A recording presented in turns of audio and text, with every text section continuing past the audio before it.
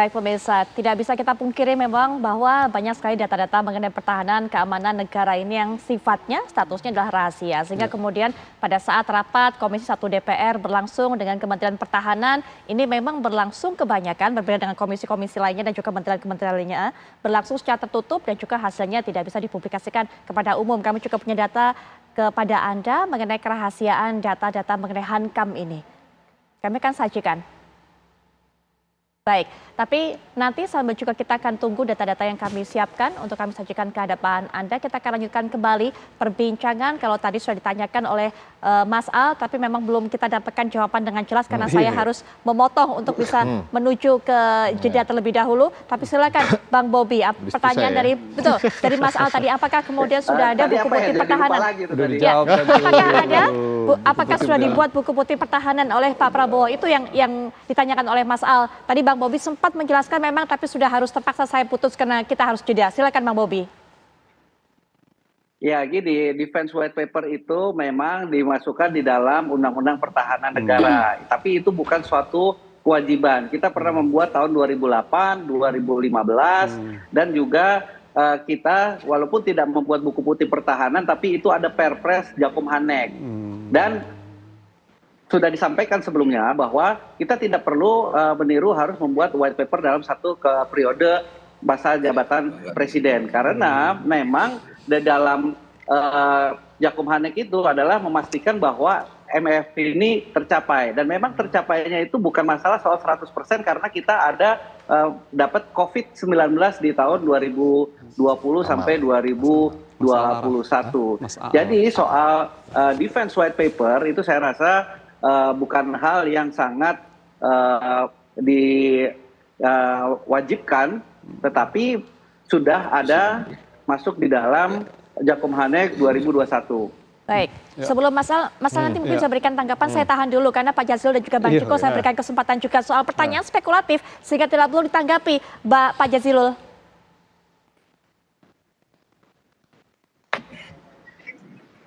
Ya, saya pikir apa disampaikan Prof. Araf tadi sudah bahwa tidak ada urusannya dengan Asia Negara. Itu hanya ketidakmampuan pertanyaan.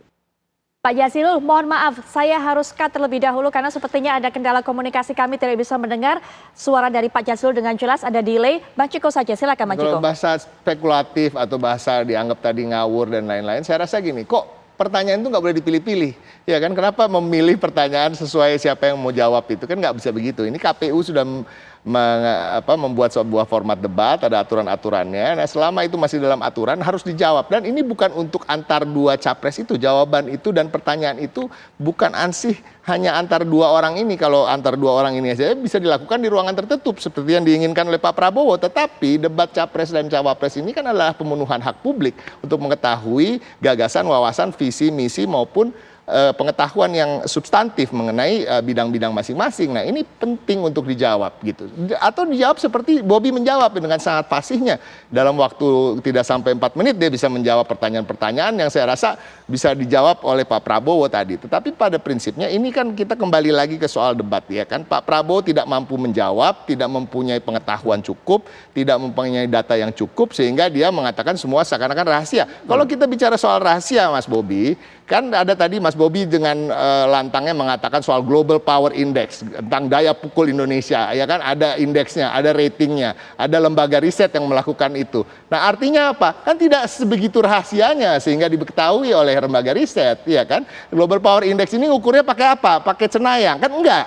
Ya kan, pakai laporan-laporan bagaimana negara ini telah membeli pesawat dari mana, memberi apa dari mana, ya kan, jumlah pesawat dari mana. Kita bisa Google Amerika mempunyai pesawat tempur berapa, ada 5 ribuan, mempunyai F-22 berapa, itu ada. Nah, hal-hal yang sifatnya tidak sensitif pun tidak disampaikan oleh Pak Jokowi. Kenapa? Saya curiga karena memang di era Pak Prabowo sebagai Menhan ini, memang delivery daripada pembelian alutsista ini sangat minim dibandingkan era Menhan sebelumnya. Nah, rasanya kalau seorang Menhan itu ketika ditanya soal rekam jejaknya, dia harus bisa minimal caranya adalah membandingkan dengan Menhan sebelumnya. Di era saya ini seperti ini loh, tidak seperti yang lain. Nah itu untuk menunjukkan sebuah prestasi. Jangan-jangan ini hanya pengalaman 4 tahun tanpa ada prestasi apa-apa. Karena kita tahu delivery yang ada adalah delivery Bushmaster bekas, hibah dari Australia sebanyak 15 unit. Dan delivery Falcon, 2 unit Falcon business jets yang hanya bisa digunakan untuk pengangkutan VIP TNI, bukan untuk petempur ataupun untuk prajurit dan lain-lain. Nah ini yang nyata gitu. Nah itu yang seharusnya bisa disampaikan oleh Pak Prabowo, atau memilih untuk everything is to be concealed, semuanya untuk dirahasiakan gitu kan, nggak bisa begitu juga. Oke Bang Ciko, nanti sebelum kita kembali ke Pak Jazilul dan juga Mas Al, kami bawa Anda terlebih dahulu untuk bisa menyaksikan data yang sudah sempat saya sampaikan mengenai kerahasiaan negara, mengenai data pertahanan keamanan. Ini dia, informasi pertahanan keamanan negara tidak bisa dibuka ke publik, informasi dan dokumen, strategi, intelijen, operasi taktik dan teknik, kemudian juga gambar data situasi. Nah ini dia, juga tidak bisa dibuka informasinya ke masyarakat mengenai jumlah komposisi, disposisi, atau dislokasi kekuatan dan kemampuan sistem pertahanan keamanan negara. Karena ini juga menyangkut kekuatan dan kelemahan sebuah negara. Data perkiraan juga kemampuan militer dan pertahanan negara terbatas pada segala tindakan atau indikasi dapat membahayakan kedaulatan negara. Nah kita juga berikutnya nanti akan membandingkan peringkat militer dari negara-negara di ASEAN.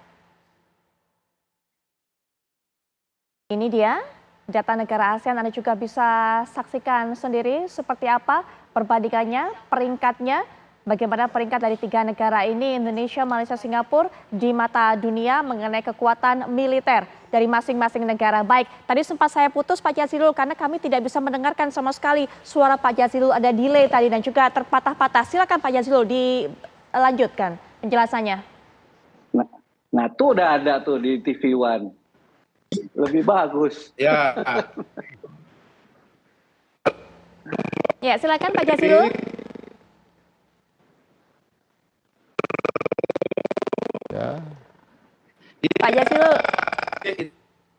Pak Jazilul, sepertinya kami masih mengalami kendala komunikasi dengan Pak Jazilul. Mas Al saja silakan langsung diberikan tanggapan. Pertama juga tanggapan saya rasa yang lebih cocok debat kemarin malam menjadi kandidat Mas Bobi ketimbang Pak Prabowo gitu. Karena Mas Bobi lebih lancar. Walau catatan saya terhadap Mas Bobi adalah pertama itu ya, kita tidak bisa pungkiri bahwa Prabowo belum membuat defense white paper. Buku putih pertahanan ini penting. Kenapa? Masyarakat ingin tahu bagaimana arah pertahanan, orientasi pertahanan. Dijelaskan melalui buku putih pertahanan. Itu pun pentingnya. Kenapa? Masyarakat kan bayar pajak, uangnya digunakan APBN untuk pertahanan. Pengen tahu dong sektor pertahanan bagaimana. Itu kenapa dia menjadi public goods. Kedua adalah menjelaskan ke kawasan dalam kerangka apa yang disebut dengan confident building measures. Membangun kepercayaan di kawasan bahwa kekuatan pertahanan Indonesia tidak mengancam kawasan di negara-negara di wilayah Indonesia yang dekat dengan Indonesia. Oleh karenanya buku putih pertahanan itu penting buat Menteri Pertahanan membuat. Oleh karena itu ketiadaan buku putih pertahanan menjadi problem terkait dengan orientasi dan akuntabilitas kepada publik masyarakat. Padahal demokrasi menuntut akuntabilitas dan transparansi. Itu yang pertama. Jadi Pak Prabowo tidak membuat ini sampai sekarang. Ini masalah. Gitu lah. Padahal Undang-Undang Pertahanan menyebutkan ini menjadi penting. Yang kedua adalah soal tentang pihak ketiga. Saya kenal Mas Bobi ini dari lama. Dan Mas Bobi tahu saya nakal juga dari lama soal membongkar sektor pertahanan. Upaya mengatasi sektor pertahanan untuk modern, salah satunya adalah harus menghapus pihak ketiga, harus G2G. Nggak boleh ada PT perusahaan yang mendominasi di situ. Pertanyaan Pak Anies itu tentang hal itu. Saya ini dulu membongkar kasus skandal Sukhoi, Mbak. Dugaan keterlibatan PT Tramaga Regatama pada masa itu. Bahkan saya ke KPK dan ke Komisi 1, waktu itu ketemu juga anggota Komisi 1, waktu itu mungkin Mas Bobi sudah ada. Dan saya menyerahkan data itu. Terkait dengan dugaan itu dan implikasinya apa? Dipecat jadi dosen Universitas Pertahanan karena membongkar skandal dulu.